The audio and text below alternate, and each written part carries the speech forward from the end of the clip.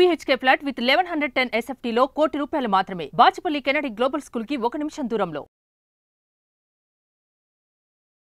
నమస్తే, welcome to Suman TV. నేను విష్ణు. ప్రస్తుతంతో పాటు సర్టిఫైడ్ ఫైనాన్షియల్ ప్లానర్ మాధవిరెడ్డి గారు ఉన్నారు. వారితో మాట్లాడదాం. నమస్తే మాధవిరెడ్డి గారు. నమస్తే అండి. మాధవిరెడ్డి గారు, నిన్న ఒక బిజినెస్ మ్యాగజైన్లో ఒక ఆర్టికల్ చదివాను. అంటే ఇప్పుడు మార్కెట్స్ బాగా ఆల్ టైమ్ హైలో ఉన్నాయి కాబట్టి చాలామంది రిస్క్ని తగ్గించుకునేందుకు ఈ మల్టీ క్యాప్, ఈ ఫ్లెక్సీ క్యాప్ ఫండ్స్లోకి వెళ్తున్నారంట. సో ఎందుకంటారు, వీటిల్లో కాన్సన్ట్రేషన్ చేస్తున్నారు? ఈ రెండింటి మధ్య ఉన్న డిఫరెన్స్ అంటే ఒకసారి చెప్పగలరు? సో ఇప్పుడు మార్కెట్స్ హైగా ఉన్నాయండి. సో ఇప్పుడు అంటే ఎస్పెషల్లీ ఇంతవరకు మనం చూసుకుంటే ఎక్కువగా మిడ్ క్యాప్స్లో పెట్టారు, తర్వాత ఎక్కువగా స్మాల్ క్యాప్స్లో ఇన్వెస్ట్ చేశారు. సో మనం రీసెంట్గా కూడా చూస్తే లార్జ్ క్యాప్ కన్నా మిడ్ అండ్ అంటే మార్కెట్ పడుతున్నప్పుడు ఎక్కువగా లార్జ్ క్యాప్ కన్నా మిడ్ అండ్ స్మాల్ క్యాప్ ఎక్కువ కరెక్ట్ అయిపోతుంది. సో దానివల్ల రిస్క్ ఎక్కువ ఉందని అందరికీ అర్థమైందండి. సో వాళ్ళు ఏమనుకుంటున్నారంటే ఇంకా మిడ్ క్యాప్ కానీ అంటే complete mid cap stocks, complete small caps కాకుండా ఈ మిక్స్, ఈ 3 కంబైన్డ్గా ఉన్న స్కీమ్స్లోకి వెళ్ళిపోదాము. సో అందులో మిడ్ క్యాప్ ఉంటుంది, స్మాల్ క్యాప్ ఉంటుంది, లార్జ్ క్యాప్ ఉంటుంది. సో వీటిల్లో మనకి ఎక్కువ డైవర్సిఫికేషన్ అవుతుంది, ఎక్కువ సెక్టార్స్ డైవర్సిఫికేషన్ ఉంటుంది, అలానే మార్కెట్ క్యాపిటలైజేషన్ డైవర్సిఫికేషన్ కూడా జరుగుతుంది. సో ఫస్ట్ అంటే జనరల్గా బేసిక్ క్వశ్చన్ చాలా మందికి తెలిసే ఉంటుంది, అసలు లార్జ్ క్యాప్ స్టాక్స్ అంటే టాప్ 1 నుంచి 100 అండి. అంటే based on their market capitalization వాళ్ళు ర్యాంకింగ్ ఇచ్చారు. ఇప్పుడు మనకి మార్కెట్లో ఇప్పుడు నిఫ్టీలో మనం ఎన్ఎస్సిలో చూసుకున్నట్లయితే ఒక 16 to 1700 స్టాక్స్ మనకి లిస్ట్ అయి ఉన్నాయి.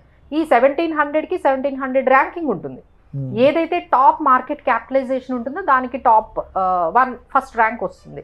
సో వీళ్ళు ఎలా డిఫరెన్షియేట్ చేశారు అంటే 1 to 100 స్టాక్స్ని లార్జ్ క్యాప్ స్టాక్స్ అంటారు.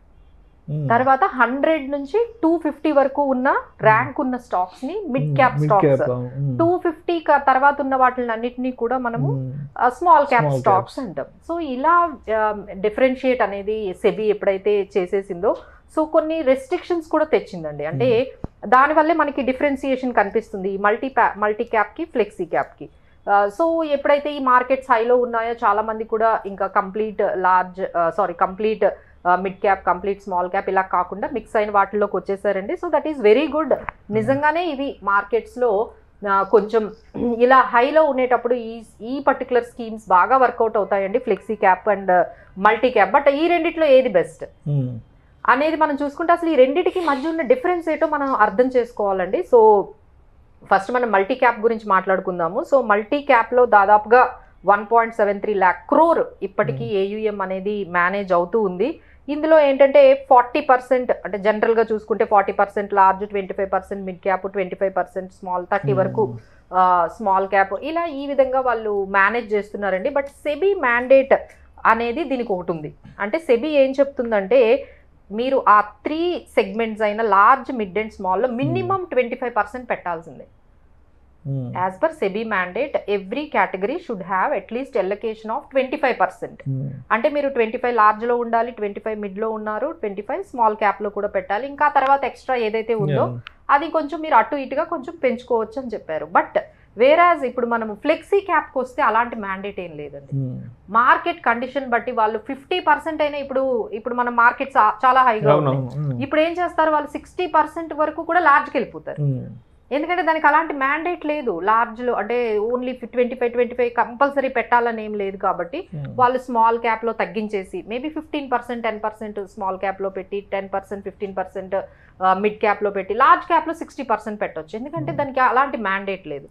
సో ఇలాంటి రిస్క్ అంటే ఏదైతే మార్కెట్స్ చాలా హైలో ఉన్నాయని రిస్క్ ఎవరైతే ఫీల్ అవుతున్నారో వాళ్ళందరూ కూడా కొంచెం ఈ ఫ్లెక్సీ క్యాప్ బాగుంటుందండి.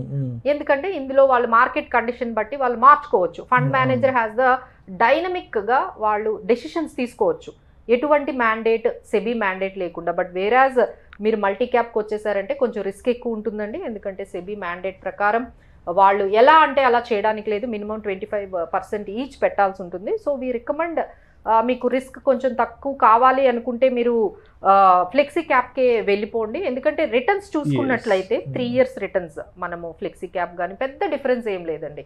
18% మనకి ఫ్లెక్సీ క్యాప్ మనకి 3 years CAGR చూసుకుంటే 18% ఉంటే ఇక్కడ 21% వరకు మనకి ఈ ఫ్లెక్స్ మల్టీ క్యాప్ అనేది మనకి రిటర్న్స్ వచ్చింది. సో మనకి జస్ట్ 2% 2-3% మాత్రమే డిఫరెన్స్ ఉంది. సో బెటర్ మీకు రిస్క్ తక్కువ కావాలి అనుకునే వాళ్ళందరూ కూడా ఫ్లెక్సీ క్యాప్కి వచ్చేస్తే ఫండ్ మేనేజర్ మార్కెట్ సిచ్యువేషన్ బట్టి ఎంత percentage mid and small and లార్జ్లో ఉండాలో ఆయన కన్వీనియంట్గా డెసిషన్స్ తీసుకుంటారు.